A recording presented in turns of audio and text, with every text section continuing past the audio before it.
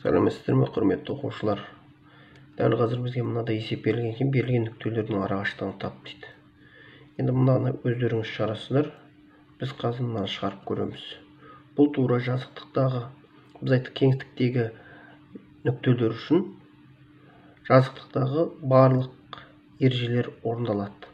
Олай болса, екі нүктенің арақашықтығын табу үшін жазықтықтағы екі нүктенің арақашықтығын табу формуласын білсек болды. Демек, A1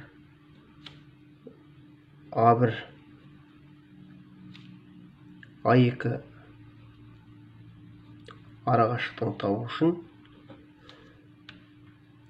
біз мынаны мысалға біз A1 A2 векторы деп алатын болсақ, осы вектордың координаты табудан шығады ол барлық. Мынаның координатын аламыз. Ұшынан басын. Демек, мынадан алайық. -1 азайтылған 1. Ол -2 болады, оның квадраты. Қосылған мынадан екінші y-нен y-ні алаймыз. 1-ден 2-ні алсақ, ол -1 сыртында квадраты. Одан кейін қосылған z-терін аламыз. 1-ден 3-ті алсақ, -2. Енді бұл дегеніміз 4 қосылған 1 қосылған 2-ның квадраты қайтадан 4. Тең 8, 9. Одан 3 шығады. Демек, A1, A2-ның координаталарын, ұзындықтарын табу үшін мен не істедім? x2 азайтылған x1-дің квадраты қосылған y2 азайтылған y1-дің квадраты қосылған z2 азайтылған z1-дің квадраты. Осы ережеге жүгіндім. Түсінікті ме? Келесі есеп, мына екі нүктенің қайсы координаталар басына жақын орналасқан дейді. Енді бұл жерде қатты қиналатын түк жоқ. Ең бастысы біз координаталар басының несін тауып алсақ. Координаталар басының координаталары 0, 0, 0. Демек, қайсы жақын орналасқан деген сөз, екеуінің мына OA мен OB-ның ұзындықтарын тап деген сөз. Қайсы қысқа болса, сол нүкте сәйкесінше жақын орналасқан. Және бірінші есептегі сияқты тауып аламыз.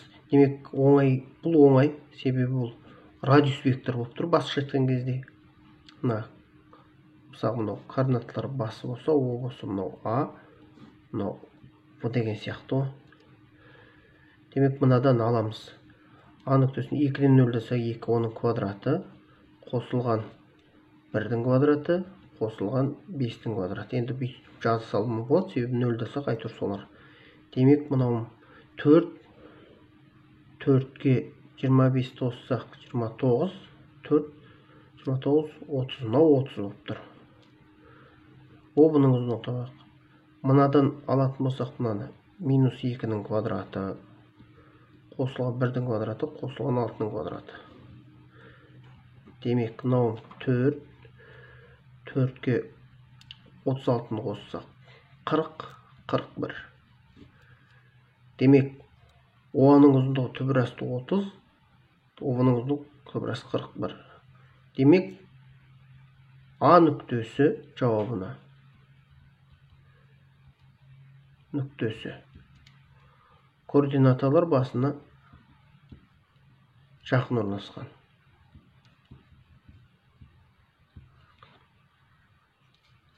Мына есепте жаңағы екі нүктенің арақашықтығы арқылы жатыр. Бізге мынадай үшбұрыш берілген екен, MNK деген. Және оның координаталары берілген. Осы үшбұрыштың периметрін табу керек дейді. Енді үшбұрыштың периметр дегеніміз, ең бірінші периметр үшбұрыш ол. Әрбір қабырғасының ұзындықтары MN-нің ұзындығы қосылған NK-ның ұзындығы қосылған MK-ның ұзындығы. Яғни әрбір қабырғасының ұзындығын жаңағы осыған дейінгі есептер сияқты шығарып алыңыздар да периметрін есептеп шығыңыздар. Бұл есептің жауабы міне мынадай болады екен. Егер иррационал нақты түрінде қалса, ал енді жуықта десе, мына түрде болады екен.